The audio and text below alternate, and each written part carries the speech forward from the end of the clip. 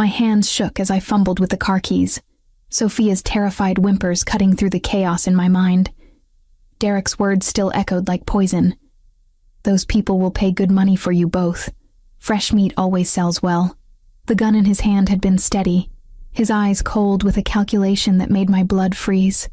29 years on this earth, and I'd never felt so helpless.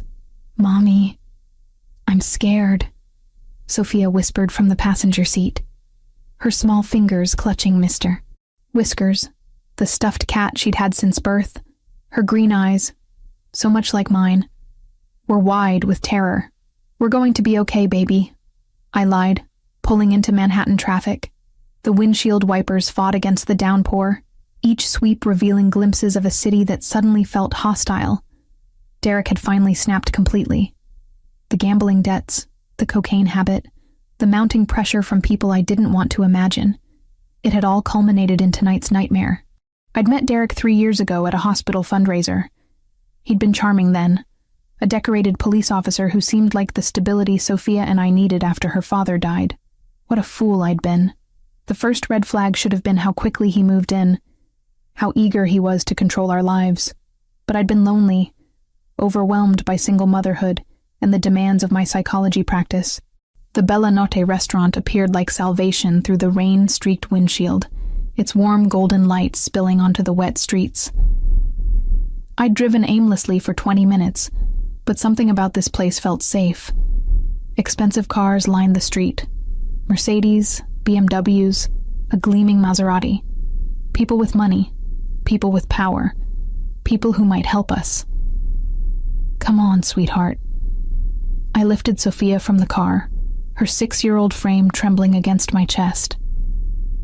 The bruises on my forearm throbbed where Derek had grabbed me, dark fingerprints already forming on my pale skin. The doorman nodded respectfully as we entered, his eyes taking in our disheveled state with professional discretion. Inside, the restaurant hummed with quiet elegance. Crystal chandeliers cast dancing shadows across cream-colored walls adorned with original artwork. The scent of garlic and expensive wine mingled with the soft murmur of sophisticated conversation. This was a world I'd glimpsed but never inhabited. A place where power brokers and influential families dined in refined luxury. The maitre d' approached with polished professionalism, his Italian accent lending warmth to his greeting. "Good evening, signora. How may we assist you tonight?" I opened my mouth to speak, but Sophia broke free from my arms. She ran straight toward a corner table where a man sat alone, his presence commanding even in solitude. Dark hair swept back from a face that could have been carved from marble, sharp cheekbones, a strong jaw darkened by 5 o'clock shadow, eyes the color of storm clouds. He wore a charcoal suit that probably cost more than my monthly salary, but it was the way he carried himself that made everyone else fade into background noise. There was an aura of controlled danger about him, like a predator masquerading as a gentleman. "Please, help my mommy!" Sophia's voice cracked with desperation, her small hands gripping the edge of his table. "The bad man wants to sell us. He has a gun, and he's going to give us to scary people." The stranger's eyes snapped to her, then to me. I watched something shift in his expression. Surprise, then a focused intensity that made my breath catch. He was older than me, maybe mid-30s, with the kind of quiet authority that didn't need to announce itself. When he moved, it was with the fluid grace of someone accustomed to being in control. "Sophia, come back here," I called, rushing forward, but my voice sounded weak even to my own ears. The man, this beautiful, dangerous stranger, slowly set down his wine glass. His gaze traveled over Sophia's tear-stained face, then lifted to assess me. I felt exposed under his scrutiny, aware of my disheveled appearance, the fear I couldn't hide, the bruises I hadn't bothered to cover.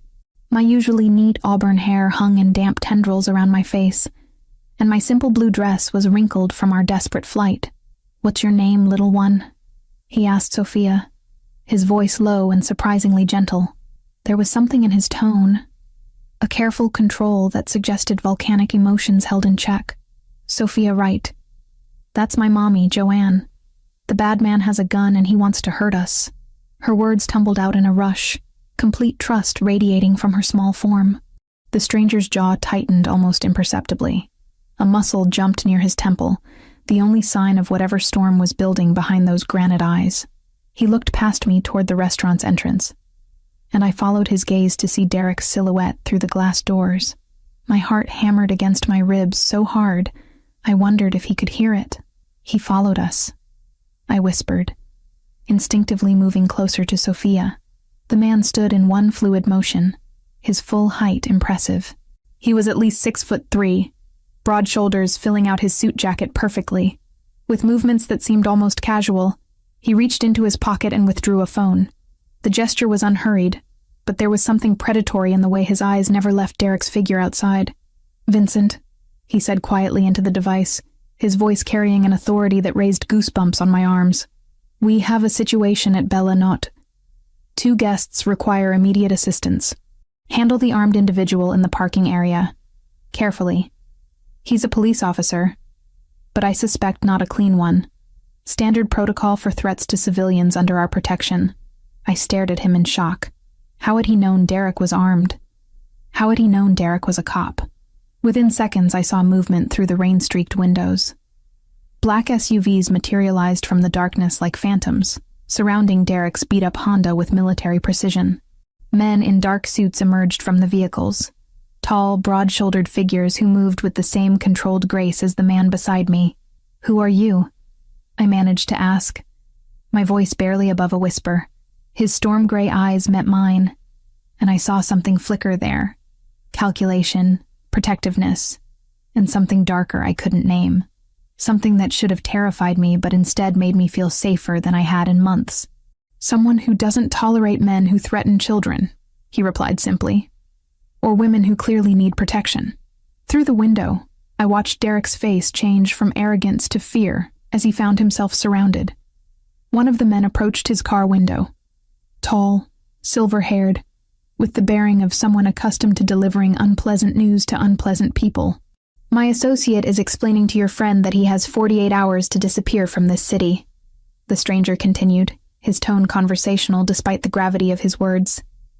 "He's also ensuring that Mr. Collins can be monitored, should he choose to ignore this generous advice. A small tracking device, nothing too invasive." I should have been terrified. This man clearly had resources, connections, power that operated outside the law. The casual way he orchestrated Derek's intimidation suggested this wasn't his first time dealing with threats. Instead, I felt something I hadn't experienced in months. Safety. Sophia had moved even closer to the stranger, her natural child's instinct for protection overriding any stranger. Danger warnings I'd drilled into her. She looked up at him with complete trust, and I envied her ability to read people so clearly. "Will the bad man go away forever?" she asked, her voice small but hopeful. The stranger knelt to her level, his harsh features softening in a way that made my chest tighten unexpectedly. Up close, I could see he had long, dark eyelashes that any woman would envy, and a small scar near his left temple that spoke of a violent past. "He won't hurt you again, Sophia. I promise you that." His voice carried such conviction that even I believed him completely. It was a promise no stranger should make to a child he'd just met. Yet somehow, looking into his eyes, I knew he meant every word, and that he had the power to keep it. The ride to his mansion felt like entering another world entirely. The black Mercedes glided through Manhattan streets with whisper-quiet luxury, its leather interior scented with cedar and something distinctly masculine that made my pulse skip erratically. Sophia had fallen asleep against my shoulder within minutes, exhaustion finally claiming her small body. "She's been through enough for one night," the stranger said quietly, his storm-gray eyes studying us in the rearview mirror. "My home is secure. You'll both be safe there." I shifted uncomfortably under his penetrating gaze. "I don't even know your name." "Raphael Montesani." He said it simply, as if the name shouldn't mean anything to me. But it did. My blood chilled as recognition hit. I'd seen that surname in newspaper headlines, whispered in conversations about New York's most powerful families. The Montesanis weren't just wealthy. They were untouchable, dangerous, connected to things decent people pretended didn't exist. I couldn't finish the sentence. "A businessman," he supplied smoothly. among other things. The understatement would have been laughable if it weren't so terrifying. Raphael Montesani was rumored to control half of Manhattan's underground economy. People crossed the street to avoid his associates.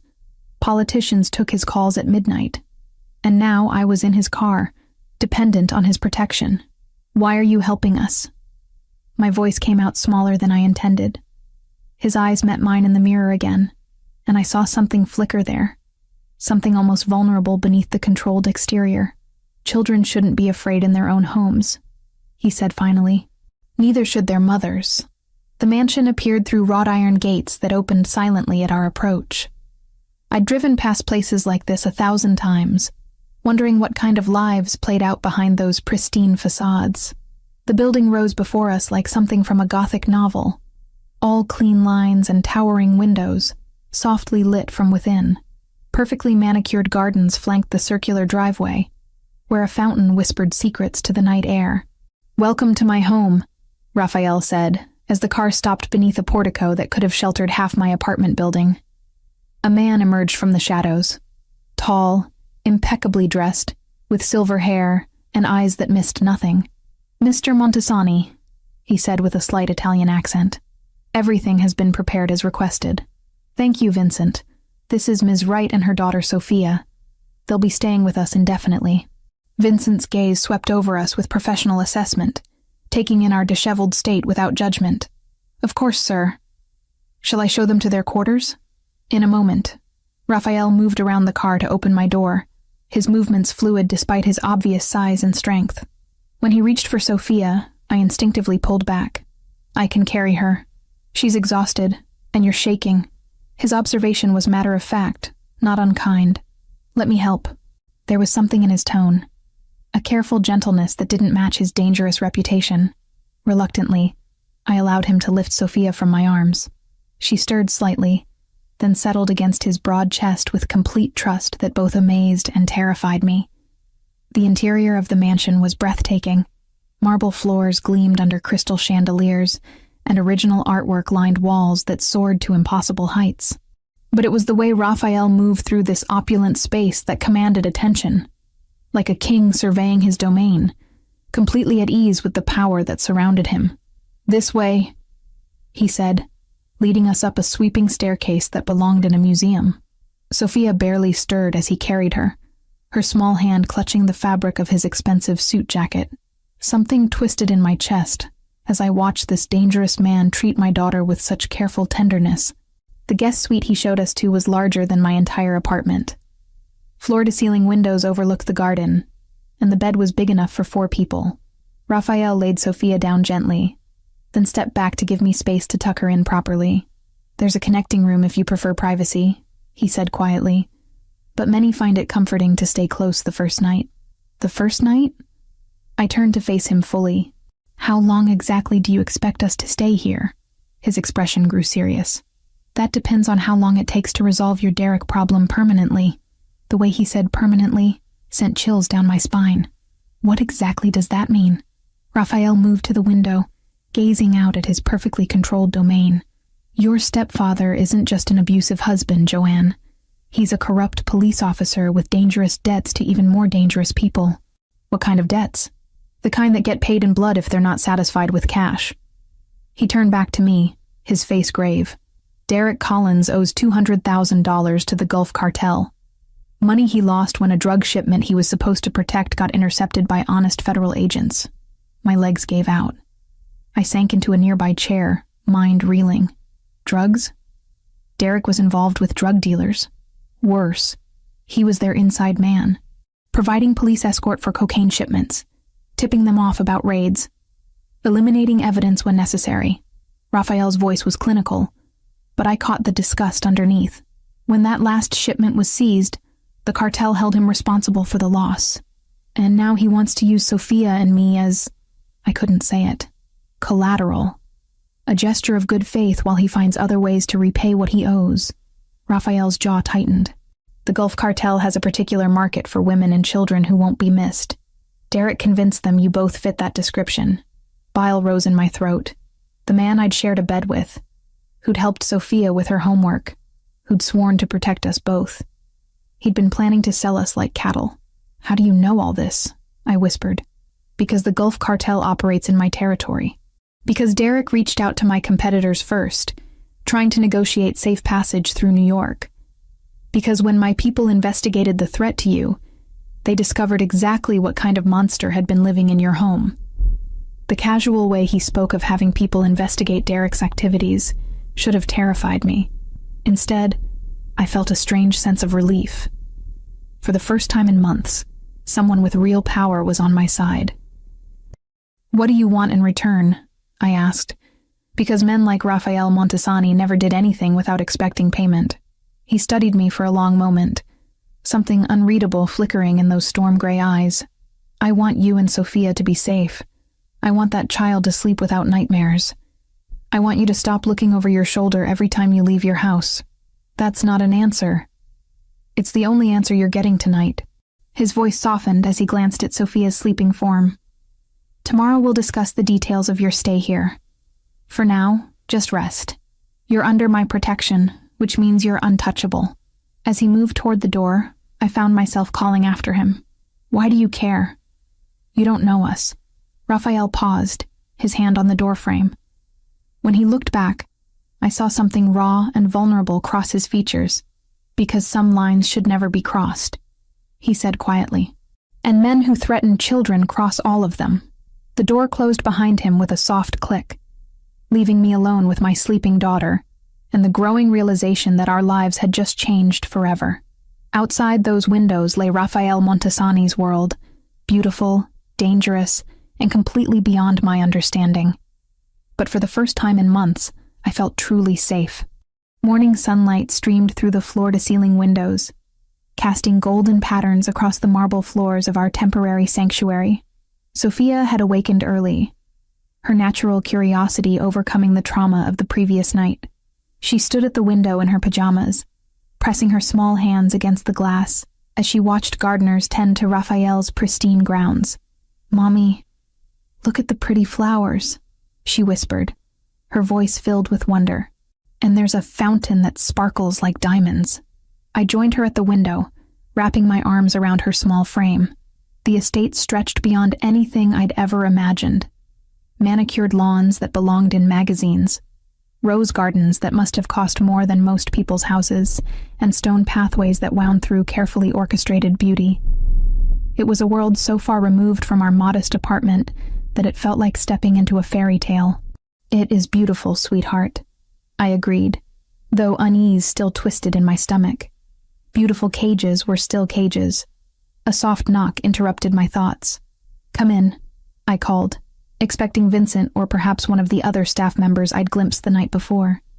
Instead, Raphael entered carrying a silver tray laden with breakfast. He'd traded his formal suit for dark jeans and a charcoal cashmere sweater that emphasized the breadth of his shoulders. Somehow, this casual version of him was even more unsettling. It made him seem less like a distant crime lord, and more like a man who could slip past my defenses without me noticing. "I thought you might prefer to eat privately this morning," he said, setting the tray on the sitting area's elegant coffee table. "But tomorrow I'd like you to join me for breakfast in the main dining room." Sophia abandoned her window vigil and bounded over to investigate the offerings. Her eyes widened at the sight of fresh strawberries, fluffy pancakes shaped like hearts, and what appeared to be homemade hot chocolate topped with real whipped cream. "Did you make this?" she asked Raphael with the direct honesty only children possessed.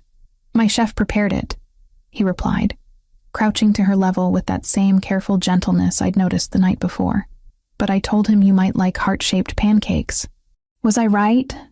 Sophia nodded enthusiastically, already reaching for a strawberry. "They're perfect. Mommy, look how pretty everything is." I watched this interaction with growing confusion. The media painted Rafael Montesani as a ruthless businessman with ties to organized crime.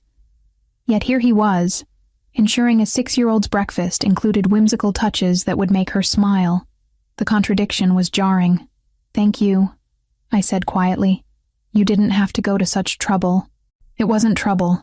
His storm-gray eyes met mine, and I felt that familiar flutter in my chest that I absolutely could not afford to feel.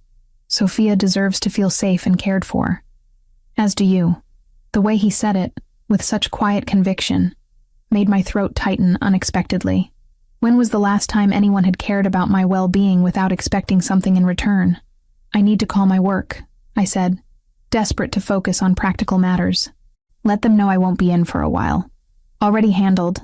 Raphael straightened to his full imposing height. I had Vincent contact your clinic this morning. You've been granted indefinite family leave due to a personal emergency. Your position will be waiting when you're ready to return. You can't just rearrange my life, I protested, even as part of me felt relieved.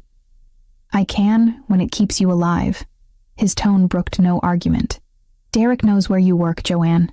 He knows your routines, your weaknesses. Until he's neutralized, you don't go anywhere without protection. The reminder of Derek's threat sobered me instantly. Raphael was right, of course.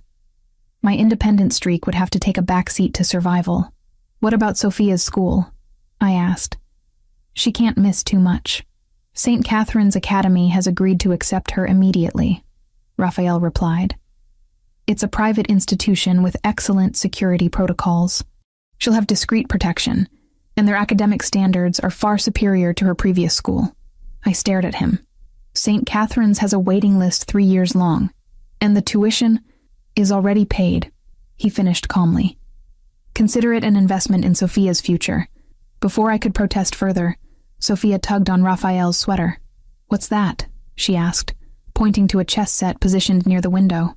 It's a game called chess, Raphael explained, his entire demeanor softening when he spoke to her. Would you like me to teach you how to play? For the next hour, I watched in fascination as this dangerous man patiently explained chess basics to my daughter. He showed her how each piece moved, creating elaborate stories about brave knights and powerful queens that made Sophia giggle with delight. His large hands dwarfed the delicate pieces, but he handled them with surprising grace. The queen is the strongest piece on the board, he told Sophia seriously. She can move anywhere she wants, and the whole game revolves around protecting the king and queen. Like you protect mommy and me? Sophia asked innocently. Raphael's eyes flicked to mine before returning to Sophia. Exactly like that, he said softly. Something dangerous unfurled in my chest at his words. I couldn't afford to read meaning into his kindness. Couldn't let myself believe this was anything more than temporary sanctuary. But watching him with Sophia, seeing the genuine affection in his eyes, the careful way he praised her small victories, made it hard to remember he was supposed to be dangerous. That afternoon, while Sophia napped, Raphael showed me through parts of his mansion. The library was particularly stunning. Floor-to-ceiling mahogany shelves filled with leather-bound volumes, comfortable reading chairs positioned near tall windows, and the faint scent of aged paper and expensive whiskey. You read psychology texts, I observed, noting several familiar titles among the collection. Know thy enemy, he replied with a slight smile that didn't reach his eyes. Understanding human behavior is essential in my line of work. And what exactly is your line of work? I asked, though I wasn't sure I wanted the honest answer. Raphael was quiet for a long moment, studying my face as if weighing how much truth I could handle. I manage certain business interests that operate outside traditional corporate structures, he said finally. Import and export primarily, some real estate development, investment opportunities that require discretion. It was a carefully sanitized version of whatever he actually did, but I appreciated that he wasn't lying outright. The less I knew about his criminal activities, the safer I'd be if this situation ever went sideways. Your daughter is remarkable, he said, changing the subject as we moved into a sitting room decorated in warm earth tones. Intelligent, resilient, trusting despite everything she's been through. You've raised her well. Pride swelled in my chest. She's the best thing I've ever done. It shows. Raphael's expression grew serious. I want you to know, Joanne, whatever happens with Derek, whatever you decide about staying here, Sophia will always be protected. I give you my word on that. The intensity in his voice made my breath catch. There was something almost vulnerable in the way he spoke about Sophia, as if her welfare had become personally important to him in the span of a single day. Why? I whispered. Why do you care so much about strangers? Raphael moved closer, close enough that I caught his scent, cedar and spice and something uniquely masculine that made my pulse quicken. When he reached out to touch my face, I should have stepped back.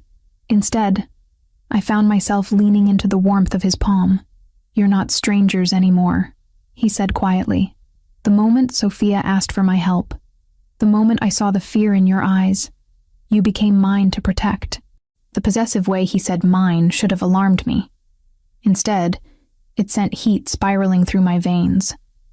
This was dangerous territory, allowing myself to be attracted to a man whose world operated by rules I couldn't begin to understand. But as Raphael's thumb traced my cheekbone with infinite gentleness, I realized the danger might be worth it. Vincent's urgent knock shattered the peaceful morning routine Sophia and I had begun to establish at the mansion. It was our second week under Raphael's protection, and I'd foolishly started to believe Derek might have given up, might have disappeared like Raphael had warned him to. "Mr. Montesani requests your immediate presence in his study," Vincent said, his usually composed demeanor strained. "It's regarding your former residence." My blood chilled. Something had happened at our apartment. Raphael was pacing behind his massive mahogany desk when I entered, his jaw set in a hard line that spoke of barely contained fury. Scattered across the polished surface were photographs that made my stomach lurch, pictures of our apartment, but not as I'd left it. "He was there," Raphael said without preamble, his storm-gray eyes meeting mine with an intensity that made me step backward involuntarily. "Derek broke into your apartment last night." The photographs told a story of violation and rage. Furniture overturned, Sophia's toys scattered and broken, my bedroom torn apart with methodical cruelty. But it was the message spray-painted across our living room wall in violent red letters that made my knees give out. "You can't hide forever, bitch. They're coming for you." "Oh God," I whispered, sinking into the leather chair across from his desk. "He's completely lost his mind." "This wasn't random destruction," Raphael said, his voice deadly quiet. "This was calculated intimidation. A message meant to flush you out of hiding." He picked up another photograph, this one showing Derek's patrol car parked brazenly outside our building. He's not trying to be subtle anymore. I stared at the evidence of Derek's escalation, my hands trembling. "How did you get these pictures so quickly?" "Because I've had surveillance on your apartment since the night you came to me," Raphael replied matter-of-factly. "I needed to know if Derek would return, and when." He moved around the desk to crouch beside my chair, his presence both comforting and overwhelming. "Joanne, there's more you need to know about your stepfather. Things that change everything." Something in his tone made dread pool in my stomach. "What kind of things?" Raphael returned to his desk and opened a thick manila folder. "Derek Collins isn't just an abusive husband with gambling problems. He's a corrupt police officer who's been working with the Gulf Cartel for over 3 years. The words hit me like physical blows. That's impossible. Derek may be a bastard, but he's not a criminal. He's just a facilitator for cocaine shipments moving through New York." Raphael interrupted, sliding documents across to me. Bank records showing deposits that far exceed his police salary, communications with known cartel operatives, photos of him providing escort services for drug convoys. I stared at the evidence with growing horror. Bank statements showing mysterious deposits of $10, $15, sometimes $20,000. Grainy surveillance photos of Derek in uniform, standing beside vehicles I now recognized as cartel transport trucks. Text messages discussing merchandise and delivery schedules in code that wasn't difficult to decipher. "But why?" I whispered. "Why would he risk everything for drug money?" "Because Derek owes the Gulf Cartel $200,000. Raphael said grimly. 3 months ago, he was supposed to provide police escort for a major cocaine shipment. Instead, honest federal agents intercepted the convoy. The cartel lost millions in product, and they held Derek responsible. My mind reeled, trying to process this revelation. The Derek I'd known, controlling, violent, but still a police officer who'd sworn to uphold the law, had been living a double life I never could have imagined. "The night you came to me, Derek was desperate," Raphael continued.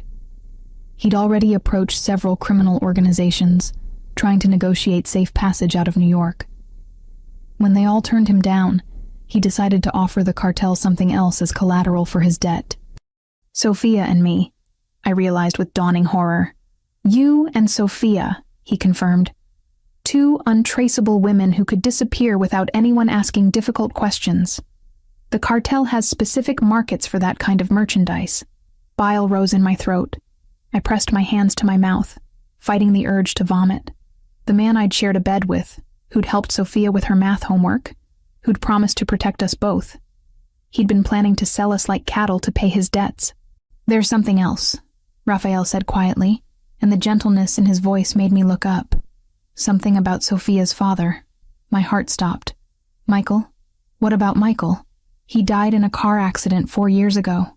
Michael Wright discovered Derek's criminal activities, Raphael said carefully, as if handling explosive material. He found evidence of the drug money, the cartel connections. He was going to the FBI. "No," I breathed. But even as I said it, pieces began clicking into place.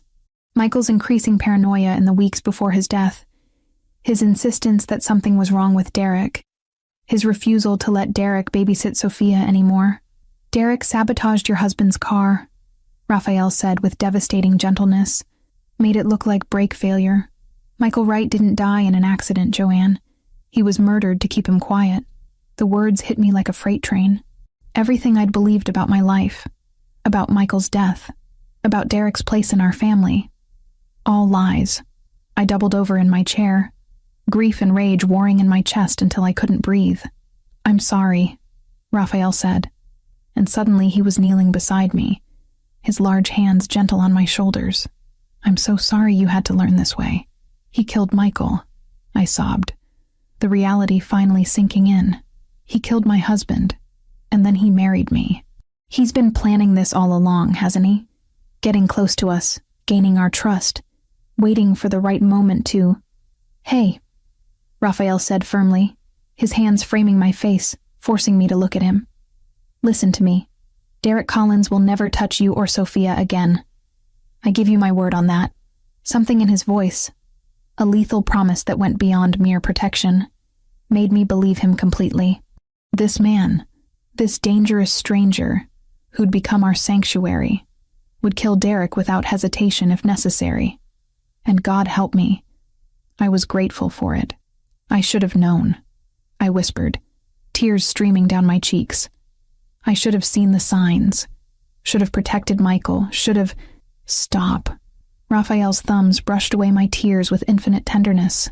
"You couldn't have known. Derek is a skilled manipulator who spent years perfecting his deception. None of this is your fault." For a moment we stayed frozen like that. His hands on my face, my tears falling onto his wrists, the weight of revelation hanging between us. I was acutely aware of his proximity, the heat radiating from his body, the way his breathing had quickened slightly. "Joanne," he said softly, and I heard something raw in his voice that made my pulse skip. Before I could respond, before I could think about all the reasons this was dangerous, I found myself leaning forward. He met me halfway, his arms wrapping around me as I collapsed against his chest. It should have been simple comfort, a protective embrace between allies. Instead, it felt like coming home to a place I'd never known I was looking for. Raphael held me while I grieved for Michael, for the innocence I'd lost, for the naive woman who'd believed Derek's lies. His hands moved over my hair, my back, offering silent comfort that spoke louder than words. Against his solid chest, surrounded by his warmth and strength, I finally felt safe enough to fall apart completely. And when I did, Raphael caught every broken piece. 3 weeks into our stay at Raphael's mansion, I'd begun to believe we might actually be safe. Sophia had adapted remarkably well to St. Catherine's Academy, making friends with the privileged daughters of Manhattan's elite. Every morning, 2 of Raphael's men would discreetly escort her to school in an unmarked sedan, then position themselves strategically around the campus throughout the day. It was a Tuesday afternoon when my carefully constructed sense of security shattered completely. My phone rang while I was reading in Raphael's library, Sophia's favorite book of fairy tales open in my lap as I waited for her return. The caller ID showed St. Catherine's main office, and something cold settled in my stomach before I even answered. "Ms. Wright, this is Principal Morrison," came the crisp voice. "I need you to come to the school immediately. There's been an incident involving Sophia. My blood turned to ice. What kind of incident? Is she hurt? She's perfectly safe, the principal assured me quickly. But there was an attempted abduction during afternoon recess. Our security protocols worked exactly as intended, and the perpetrators were apprehended by your security detail. The phone slipped from my nerveless fingers, clattering to the marble floor. Through the library's tall windows, I could see Raphael's black Mercedes speeding up the circular driveway, moving faster than usual. He must have received the call simultaneously. I met him in the foyer, and one look at his face told me everything I needed to know. His storm-gray eyes burned with a fury so cold it took my breath away. This wasn't the controlled anger I'd seen before.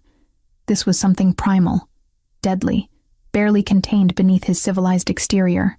"Where is she?" I demanded, my voice cracking with panic. "Safe. Vincent is bringing her home now."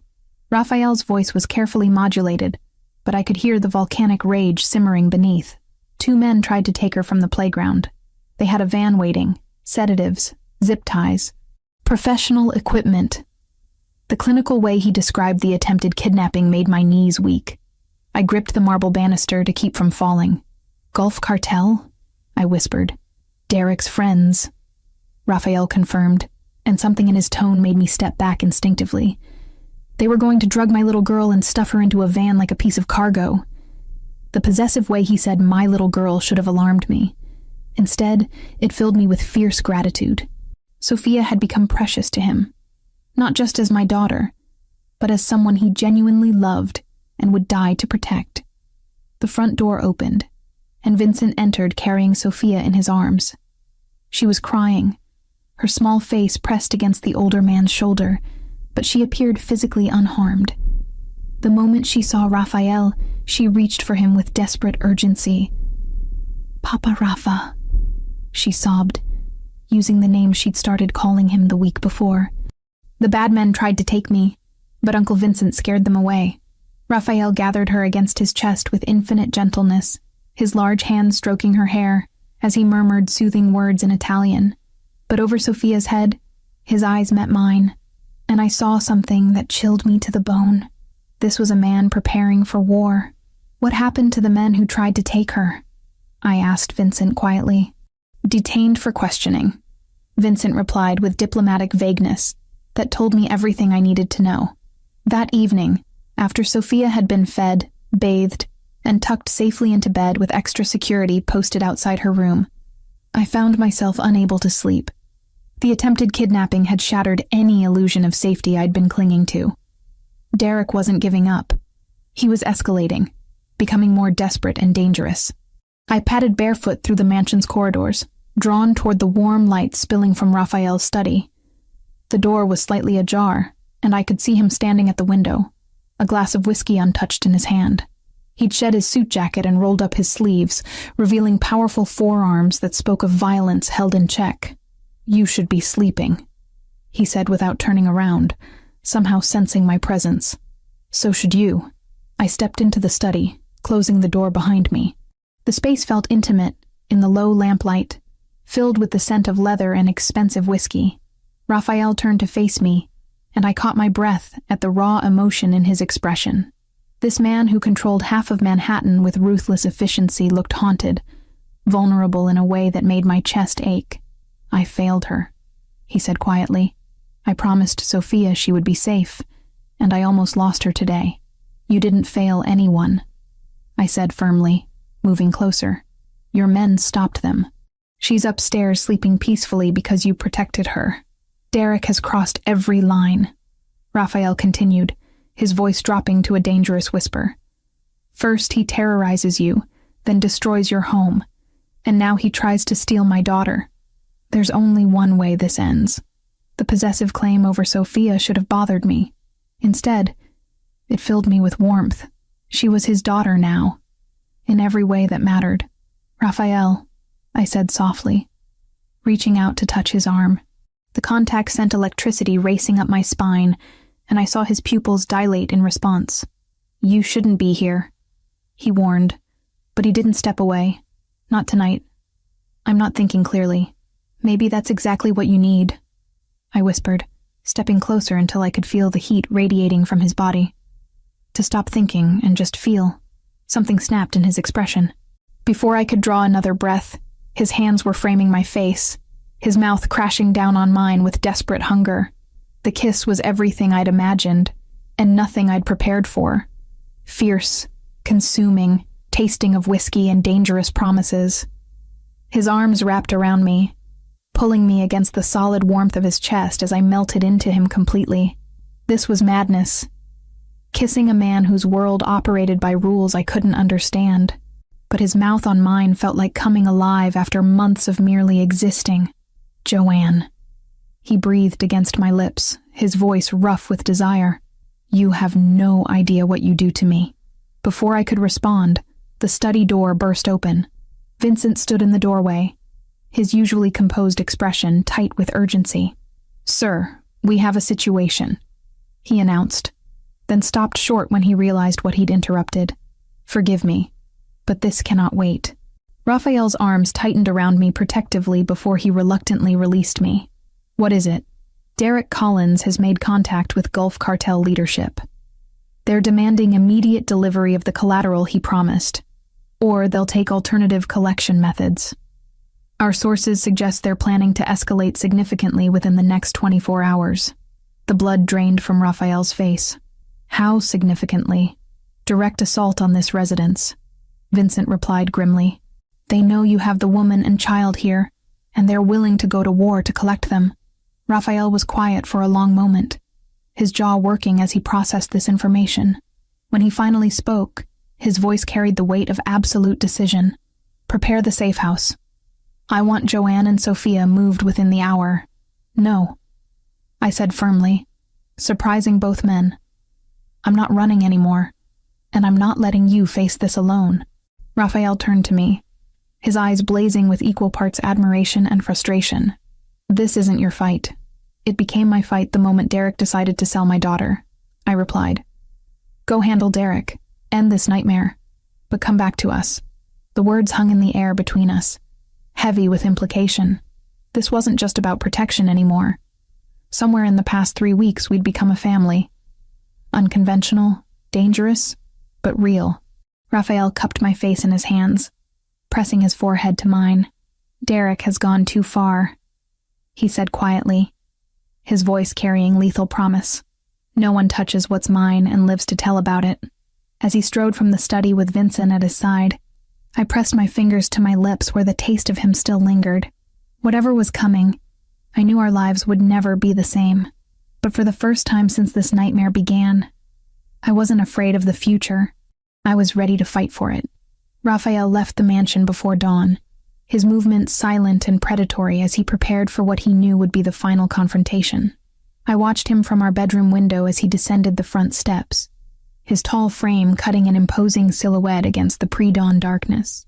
The GPS tracker Vincent had placed on Derek's car had led them to an abandoned warehouse in Brooklyn, the kind of place where screams echoed and bodies disappeared without questions being asked. He'd kissed me goodbye with desperate intensity, his hands framing my face as if memorizing every detail. I'll come back to you, he'd promised, his storm-gray eyes burning with lethal resolve. Both of you. I spent the morning in a state of suspended anxiety, unable to focus on anything except the knowledge that somewhere across the city, the man I'd fallen in love with was hunting the monster who'd destroyed my family. Sophia seemed to sense my tension, staying closer to me than usual as we moved through our morning routine. Her small hand would find mine repeatedly, as if anchoring us both to normalcy. Is Papa Rafa coming back soon? She asked over breakfast, her green eyes wide with the intuitive worry that children possess when they sense danger lurking just beyond their understanding. Soon, sweetheart, I promised, praying I wasn't lying to her innocent face. He had some important business to take care of. Hours crawled by with agonizing slowness. Vincent maintained his professional calm, but I caught him checking his phone repeatedly, his weathered hands betraying the slightest tremor as he scrolled through messages. His jaw was tight with concern for his employer, and I knew that despite his composed exterior, he was as worried as I was. The mansion felt hollow without Raphael's commanding presence, as if the very walls were holding their breath, waiting for their master's return. I tried reading, tried helping Sophia with a puzzle, tried anything to distract my racing mind. But every shadow that moved past the windows made my heart jump. Every creak of the old house settling made me freeze with anticipation. By afternoon, I'd worn a path in the library carpet from my restless pacing. It was nearly midnight when I finally heard the front door open. I'd been pacing the library for hours, unable to sleep, my heart hammering against my ribs with each passing minute. The sound of Raphael's footsteps, heavy, tired, but unmistakably alive, nearly brought me to my knees with overwhelming relief. When he appeared in the doorway, my breath caught in my throat. His expensive charcoal suit was rumpled and stained with what looked like oil, dirt, and darker substances I didn't want to identify. His knuckles were scraped and bloodied, his white shirt torn at the shoulder, and there was a hardness in his storm-gray eyes that hadn't been there before.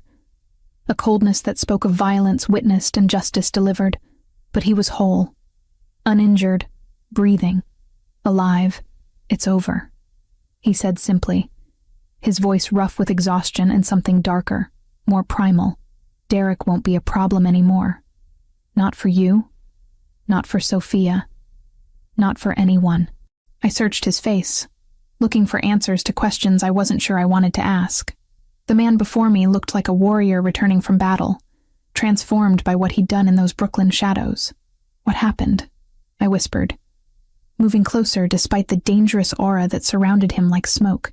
Raphael moved to the whiskey decanter with careful, measured steps, pouring himself a generous measure with hands that trembled almost imperceptibly. The crystal clinked against the bottle neck, the only sound in the heavy silence that stretched between us. "I found him exactly where the tracker said he'd be," Raphael began, his voice taking on a clinical quality that somehow made the story more chilling. "Brooklyn warehouse, meeting with Gulf Cartel leadership. 3 of them, middle management types who thought they could operate in my territory without consequences." He took a long swallow of whiskey before continuing, the amber liquid seeming to steady him. "Derek was trying to negotiate a new timeline for delivering his collateral, begging for more time while offering them detailed descriptions of what they could expect. Sophia and me," I said quietly, my voice barely audible. "You and Sophia," he confirmed, and something volcanic flickered in his expression. A rage so deep and controlled it was terrifying. "He told them he could deliver you both within the week. Described in detail what they could expect from a fresh mother and her young daughter. Said you'd both been properly broken in and would be obedient merchandise." Nausea rose in my throat like bile. The clinical way Derek had spoken about us, as if we were livestock to be bartered and sold, made my skin crawl with revulsion and horror. "There's more," Raphael continued, setting down his glass with such careful control that I knew he was fighting not to shatter it. "Derek confessed to everything. Not because he felt guilty, because he was proud of it. Proud of his planning, his patience, his execution." My legs gave out. I sank into the nearest leather chair, watching Raphael's face as he revealed the final pieces of my destroyed life. "He bragged about killing Michael," Raphael said, his voice dropping to a dangerous whisper that made the hair on my arms stand up. "Said it wasn't as hard as he'd expected. Just a simple brake line cut, then playing the grieving friend at the funeral. He laughed about it, Joanne. Laughed while describing how your husband's car went off the road. Tears burned my eyes, but they were tears of rage rather than grief now. The man I'd shared my bed with, who'd helped Sophia with her homework, who'd sworn to protect us. He'd been a predator from the very beginning, calculating and patient as any hunting animal. He planned it all, I realized with dawning horror. The marriage, the relationship with Sophia, everything. He bragged about that too," Raphael continued, beginning to pace like a caged wolf. "Said he'd played the long game perfectly. Kill the husband, seduce the widow, gain legal access to the child. When his debts came due, he'd have the perfect payment ready and waiting. No one would even look for you." The glass in Raphael's hand suddenly shattered. He'd gripped it too tightly without realizing, and now whiskey and blood dripped from his knuckles onto the Persian rug. But he didn't seem to notice the pain, too consumed by the memory of what he'd witnessed. "That's when I knew talking was over," Raphael said with deadly quiet, examining his bleeding hand with detached interest.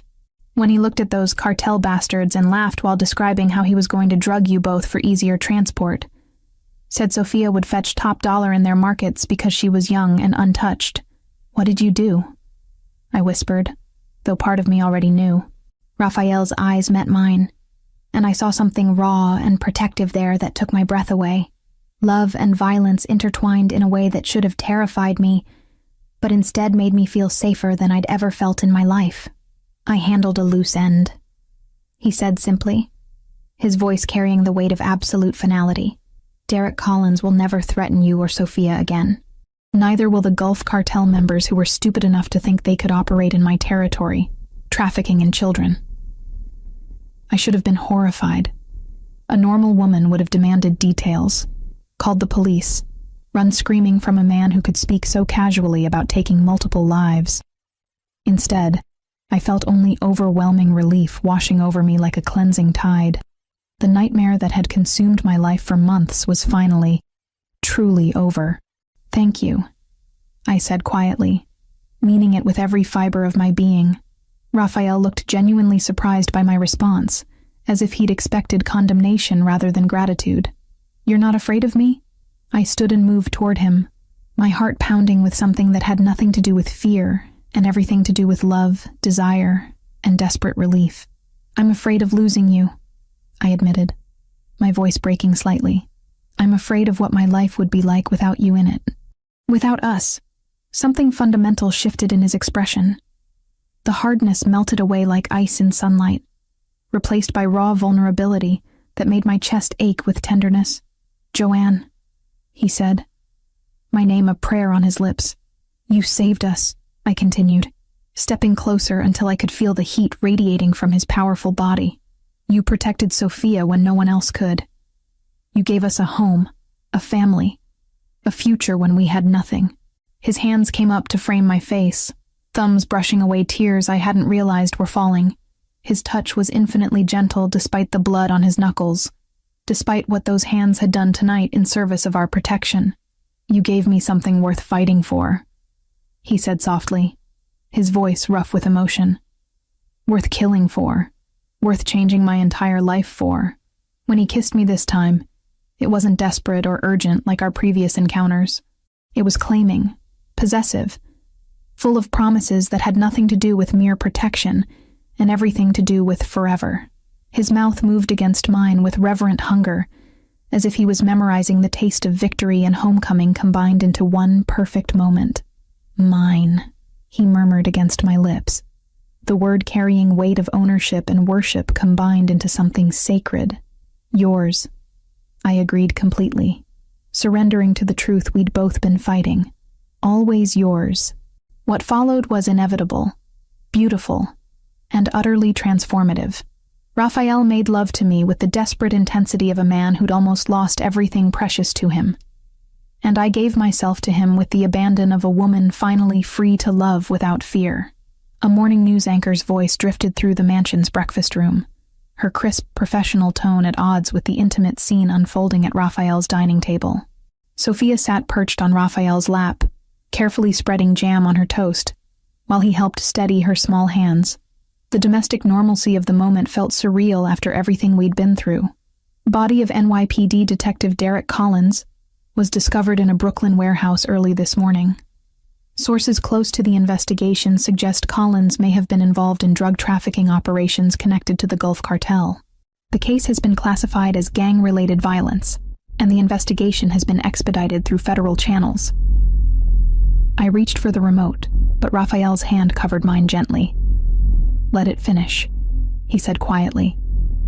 Collins had been under internal investigation for suspicious financial activities and was scheduled to meet with federal agents next week.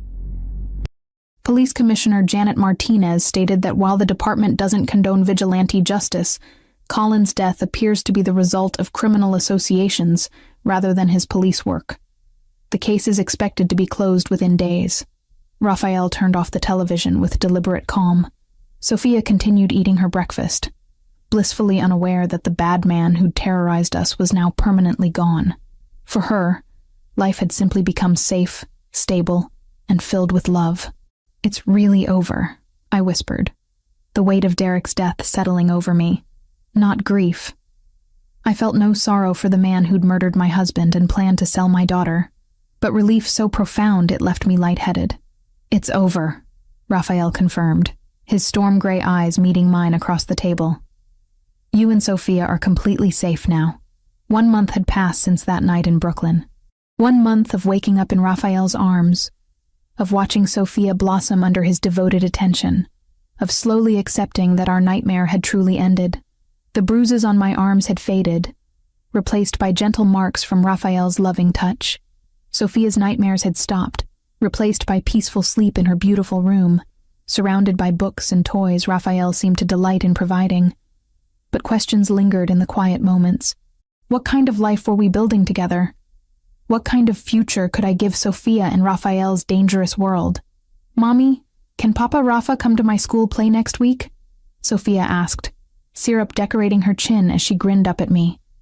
The casual way she called him Papa Rafa still made my chest tighten with emotion. In her 6-year-old heart, Raphael wasn't a crime lord or dangerous man. He was the father figure who read her bedtime stories, taught her chess, and made her feel utterly safe and loved. "Of course I can, Principessa," Raphael said, using the Italian endearment that made Sophia giggle every time. I wouldn't miss it. After Vincent took Sophia to school, Raphael and I found ourselves alone in his study. The same room where he'd first told me about Derek's criminal activities, where we'd shared our first desperate kiss, where he'd returned bloodied but victorious from ending our nightmare. "We need to talk," I said, settling into the leather chair across from his desk. Raphael leaned back in his chair, studying my face with that intense focus that still made my pulse quicken. "About our future. About what kind of future is possible," I corrected carefully. "Raphael, I love you. More than I thought possible. And Sophia adores you. You've become the father she never really had." "But?" he prompted, sensing the hesitation in my voice. "But I need to know what kind of life we're choosing. What kind of world I'm bringing my daughter into permanently." I took a shaky breath. "I know what you do. I know the risks. I've seen the violence your world requires. And part of me accepts that because you used it to protect us." Raphael's jaw tightened almost imperceptibly. "What are you asking me?" "I'm asking if you're willing to change. Not who you are.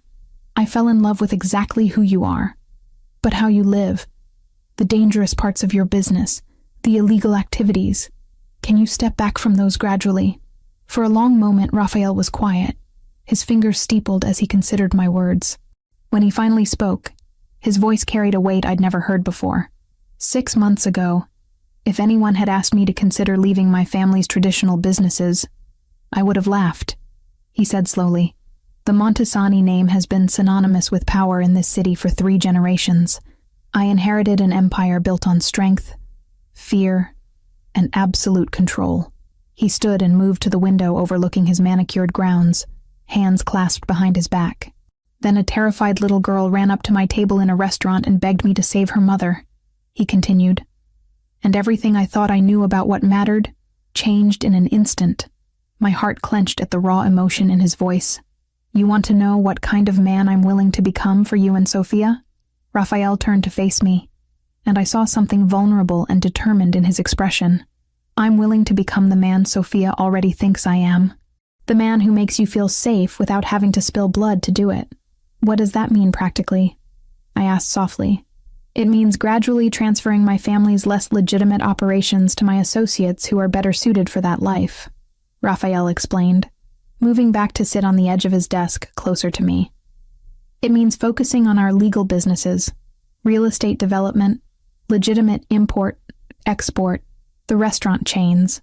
We have enough clean money to live comfortably for several lifetimes. And your associates will accept that transition?" A ghost of his old dangerous smile appeared. "They'll accept whatever I decide. But honestly, many of them have been wanting more legitimate operations for years. The old ways are becoming too risky in the modern world." I studied his face, looking for any sign of resentment or reluctance. Instead, I saw only determination and something that looked like relief. "You've already been planning this," I realized, "since the night I first held Sophia while she slept," Raphael admitted. "She was so small, so trusting. The thought of her growing up afraid of what I do, of you constantly worrying about my safety, it became unbearable. He knelt beside my chair, taking my hands in his scarred ones. Joanne, you and Sophia didn't just save my life that night in the restaurant. You saved my soul. You showed me what it means to have something more precious than power, more important than respect, earned through fear. Tears burned my eyes as his thumbs traced gentle circles on my palms. Marry me, he said simply, not because you need protection, not because Sophia needs a father figure, but because I love you both more than my own life. Because I want to build something beautiful and safe and real with you. The proposal wasn't a question. It was a promise, a declaration, a plea all wrapped into one. This dangerous, powerful man was offering to reshape his entire existence for the chance to be our husband and father. I need conditions, I said carefully. Raphael's mouth quirked upward. I'd be disappointed if you didn't. Name them. Complete transparency about your business dealings. If you say you're going legitimate, I need to know exactly what that process looks like and when. Done. Sophia's safety and normal childhood are non-negotiable. She goes to regular school, has normal friends, participates in normal activities. No bodyguards she can see, no obvious signs of your old life. Agreed, though I reserve the right to ensure discreet protection. And no more violence, I said firmly. I know the Derek situation required extreme measures, and I'll never regret what you did to protect us. But going forward, we handle problems through legal channels. Raphael was quiet for a moment, and I held my breath. That's the hardest one, he admitted finally. Not because I enjoy violence, but because sometimes it's the most efficient solution to problems that threaten my family. I'm asking you to trust that there are other ways. Then I'll learn other ways, he said simply. For you, for Sophia, for the man I want to become. When he kissed me, it tasted like promises and new beginnings, like a future where love was stronger than fear, where family mattered more than power. Yes, I whispered against his lips. Yes, I'll marry you. Yes, we'll build this life together. As Raphael's arms wrapped around me, holding me against his heart, I finally understood what true safety felt like. Not the protection of guards and guns, but the security of being cherished by a man willing to change his entire world for love. 6 months later, sunlight streamed through the stained glass windows of St. Bartholomew's Chapel, casting rainbow patterns across the stone floor, where I stood in a simple but elegant ivory gown. The chapel was small, intimate, exactly what Raphael and I had wanted for our wedding. No crowds, no media attention, just the people who mattered most. Sophia stood beside me as my maid of honor, her green eyes sparkling with excitement as she clutched a bouquet of white roses and baby's breath. She wore a pale pink dress that made her look like a little princess, her dark curls crowned with a delicate flower wreath that Raphael had insisted on personally selecting. You look beautiful, Mommy, she whispered, straightening my simple veil with the serious concentration she brought to everything important. So do you, sweetheart, I replied, my voice thick with emotion. In 6 months, our lives had transformed beyond recognition. The scared, broken woman who'd fled Derek's violence felt like a distant memory. In her place stood someone stronger, more confident, deeply loved. The chapel doors opened, and Raphael appeared at the altar. My breath caught as it always did when I saw him. He wore a perfectly tailored charcoal suit, his storm gray eyes fixed on mine with an intensity that made my pulse race. But it was the expression on his face, pure adoration mixed with something almost reverent, that made tears blur my vision. As I walked down the short aisle, Raphael's eyes never left mine. When I reached him, he took my hands in his larger ones, and I felt that familiar electric current pass between us. You're breathtaking, he murmured, so only I could hear. The ceremony was brief, but meaningful.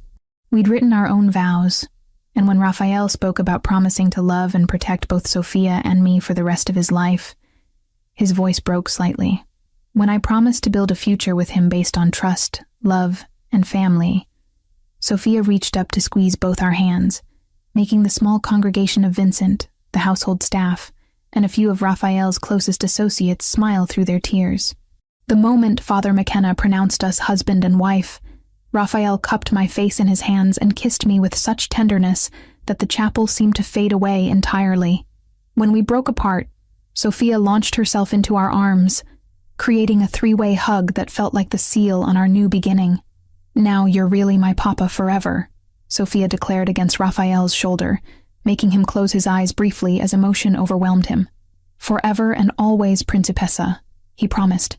The reception was held at the mansion, which had been transformed for the occasion. The ballroom glowed with soft lighting and white flowers, but the real magic was in the faces of the people celebrating with us. Vincent, who'd become like a grandfather to Sophia, dabbed at his eyes with a handkerchief. The household staff, who'd watched our unconventional love story unfold, beamed with genuine happiness. But it was the private moment Raphael and I shared in his study, now our study, that meant the most. As the party continued downstairs, he'd pulled me away for a quiet conversation. "Happy?" he asked, his arms encircling my waist as we swayed to the distant music. "Completely," I replied, meaning it with every fiber of my being. "Are you? Any regrets about the changes you've made?" Over the past 6 months, Raphael had systematically transferred his family's illegal operations to trusted associates, while focusing on legitimate businesses. The restaurants, real estate developments, and import companies were thriving under his attention. More importantly, he seemed lighter, more at peace than when I'd first met him. "My only regret is that it took me 35 years to find you and Sophia," he said, pressing a gentle kiss to my temple. "Everything else was just preparation for this life." The transformation hadn't been without challenges. Some of his associates had questioned his decisions initially, but Raphael's reputation and careful transition planning had smoothed most difficulties.